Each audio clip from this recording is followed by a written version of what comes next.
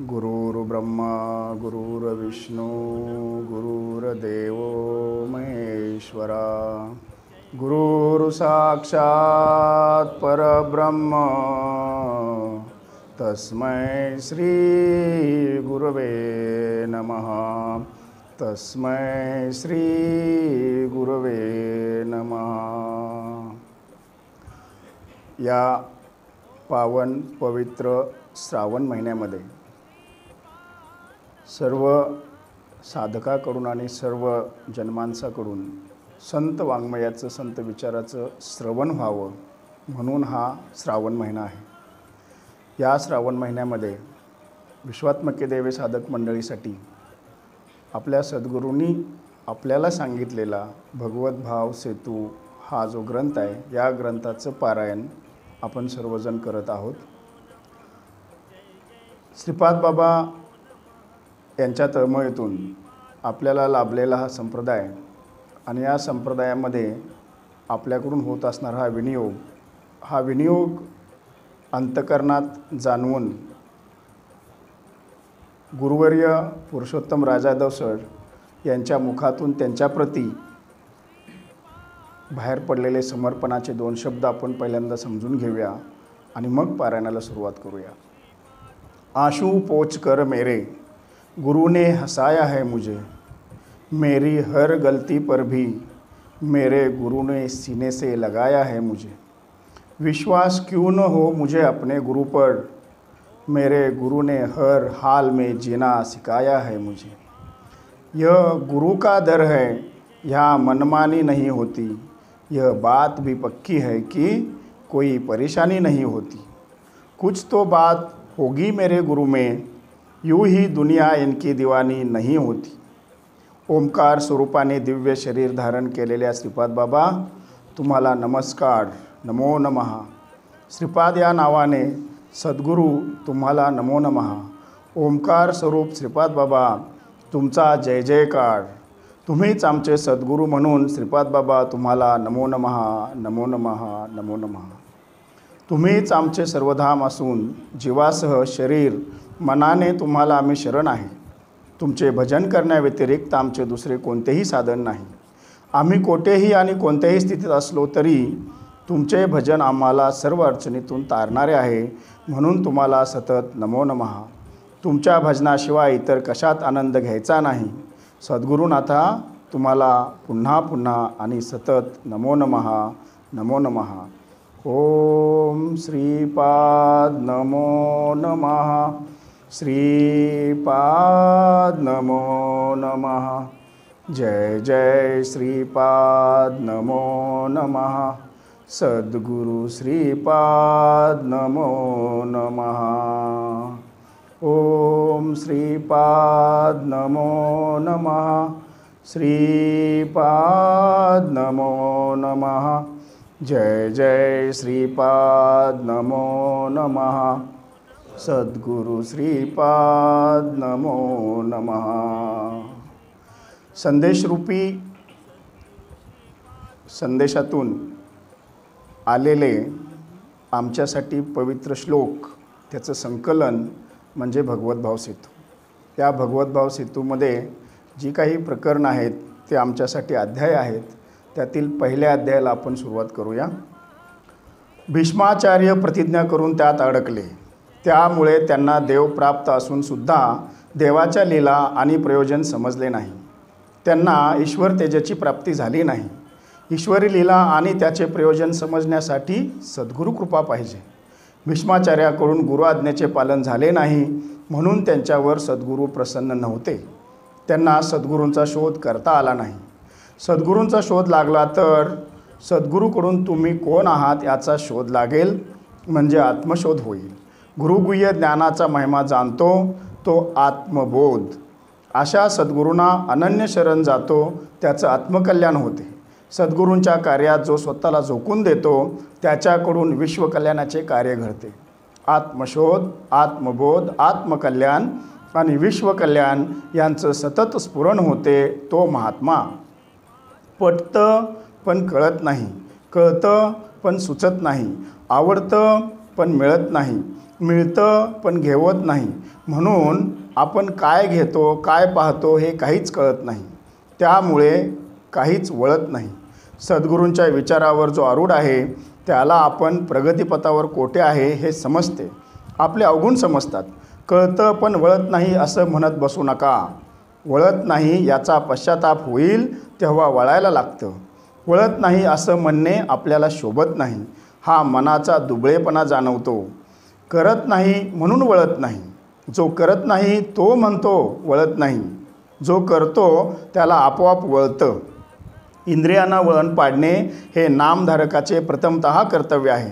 कर्तव्य करण्यात समाधान आहे. समाधानात ईश्वर तेजाची प्राप्ती आहे. इंद्रियांना वळण पडलं तरच ईश्वर तेजाच्या प्राप्तीला पात्र व्हाल. तेव्हाच तुम्ही गुरुभक्त व्हाल. अज्ञानानं माणसं पाषाण बनली आणि ईश्वर चिंतनातील शाश्वत आनंद क्षणिक सुखाच्या साधनांनी हरवून बसली. त्यातलेच आम्ही पण होतो.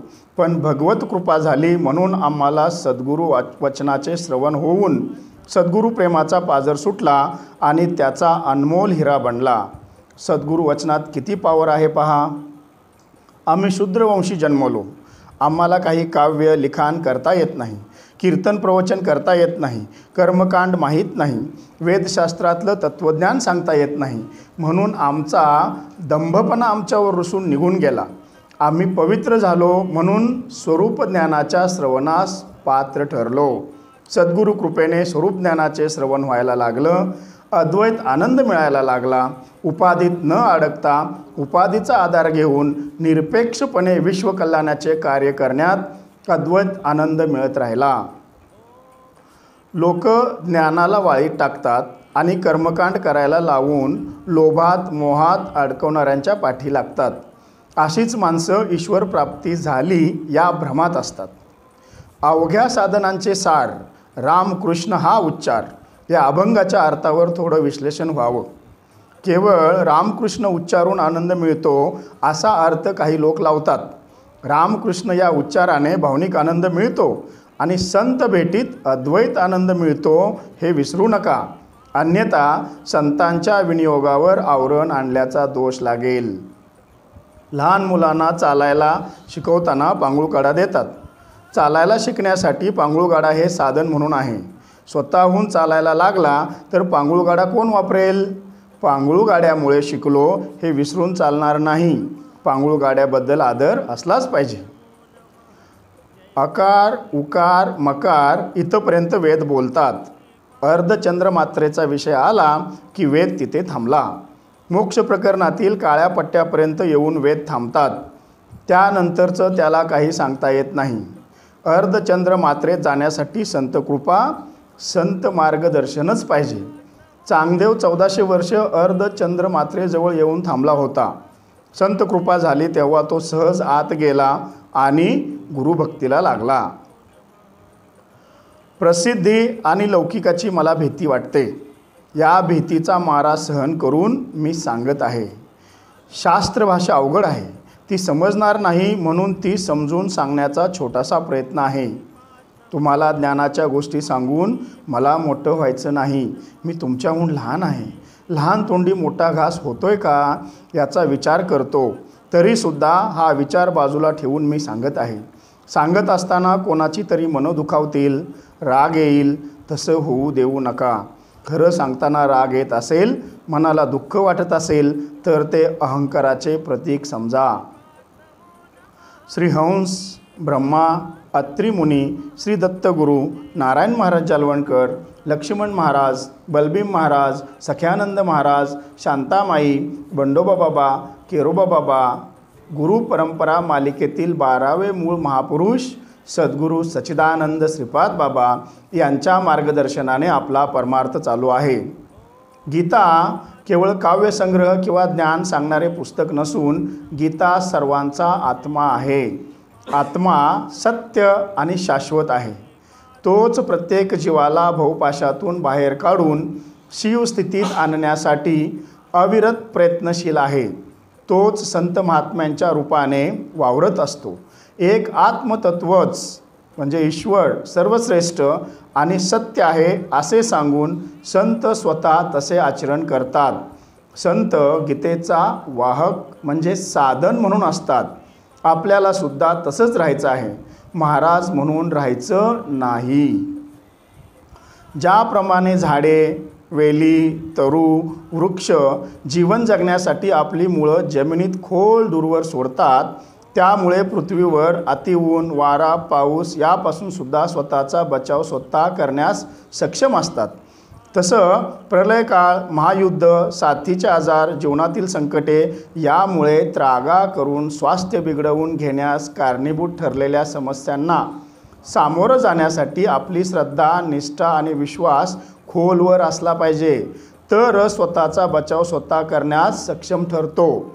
आपली श्रद्धा, निष्ठा आणि विश्वास डळमळीत असेल तर त्रागा करून घेण्याची वेळ येते. ईश्वरी लीला आणि त्याचे प्रयोजन आमच्या समजण्याच्या पलीकडचे आहे. आपल्या भक्ताला भवबंधनातून बाहेर काढण्यासाठीच ईश्वराचे प्रयोजन असते, हे भक्ताला समजत नाही. जेव्हा समजतं तेव्हा तो भक्त अचंबित होतो व म्हणतो, योगक्षेम त्यांचा जाणे जडभारी. असे म्हणून भगवंताबद्दल गहिवरून अष्टसात्विक भावित होतो आणि म्हणतो, किंबहुना केवळ सर्व हे तूची निखिळ, परीक्षणार नवी कल्लोळ पयाचे जैसे. मनोनिया देवा तू वेगळा नवसी सर्वा, हे आले मज सद्भावा आता तुची सर्व.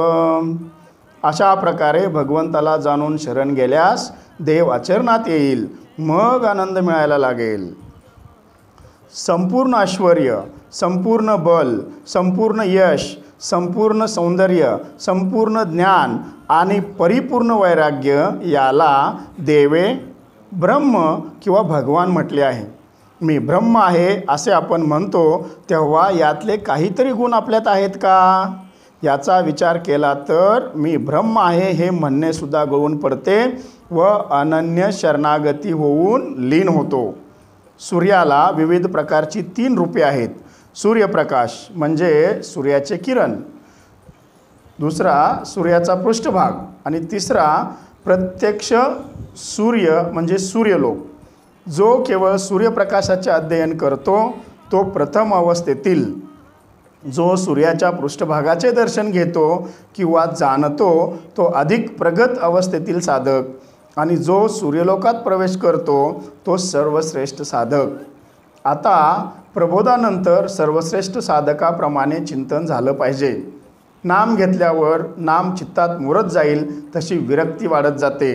जेव्हा सामाजिक रूढी परंपरेचा स्वार्थापोटी चुकीच्या पद्धतीने वापर होतो तेव्हा त्याचा द्रोह म्हणजे नफरत करून विद्रोही बनतो, म्हणजे बंडखोर बनतो. त्याला सगळं दिसत असतं म्हणून असत्याच्या विरोधात एकटाच बंड करतो. असत्याला विरोध म्हणजे समाजाला विरोध, असं होऊन शेवटी समाज वेगळा पडतो. तेव्हा समाज त्याला त्रास, दुःख, पीडा द्यायला लागतो. त्यामध्ये बडवे मोरके असतात. 4 वेद, 6 शास्त्र, 18 पुराणं, शतकोटी ग्रंथ चाळत बसण्यापेक्षा एखाद्या सत्पुरुषाचा शोध घेतला तर सर्व शास्त्र, पुराणे, वेद आणि ग्रंथ यातील सर्वाचा शोध लागेल व आत्मबोध होऊन आत्मकल्याण होईल आणि विश्वकल्याणाच्या कार्याला लागाल. त्यासाठी अगोदर आत्मपरीक्षण करता आलं पाहिजे. वाळूचे कण रगडून तेल मिळत नाही हे बहुतेकांना माहीत नाही, म्हणून आयुष्यभर परमार्थाच्या नावाने वाऱ्या करून देव शोधत असतात. कारण त्यांच्यात भगवत भाव नाही. भगवत भाव नसेल तर वारी करून देव कसा सापडेल? बरेच मानव सर्वस्वाचा त्याग करून ईश्वराचा शोध करीत आहेत, पण त्याचा थांग लागणे त्यांना महाकठीण झाले आहे. देवाचा देव महादेव, महाभयंकर आदिनाथसुद्धा सदैव त्याच्या शोधात आहे. त्यालासुद्धा थांग लागत नाही. असा त्या ईश्वराचा इतिहास आहे. ते यत्किंचित मानवाला त्या ईश्वराचा कसा थांग पत्ता लागेल? भगवंतानी अर्जुनाला गीता सांगितली. ती पाठ करून कोणी अर्जुन झाला नाही. भगवंताने जसं सांगितलं तसंच आचरण केलं म्हणून तो अर्जुन ठरला. संतांचे विचार पाठ करून सांगत बसण्यासाठी नाहीत, तर सांगण्याबरोबर आचरणात आले पाहिजेत. आचरणानेच विचार मुरतात. आचरण नसेल तर आपल्या सांगण्यात चुकीचे विधान किंवा अर्थ निघतात. म्हणून आचरणाला फार महत्त्व आहे. पारलौकिक सुखात अडकलेल्यांना आत्मज्ञान होत नाही, त्यांना सत्याचा भास होत असतो. ज्ञान सांगणारे आणि ते ग्रहण करणारे दोघे पण कुशल आणि मर्मज्ञ असावे लागतात. उच्च प्रतीचे सांगितले पण ऐकणारा कुशल आणि मर्मज्ञ नसेल तर साधकात कुशलता आणि मर्मज्ञता असेल तरच फटकारेसुद्धा सहन करू शकतो. फटकारे सहन करणे ही कैवल्य पदाला जाऊन पोहोचण्याची साधना आहे. जय हरी.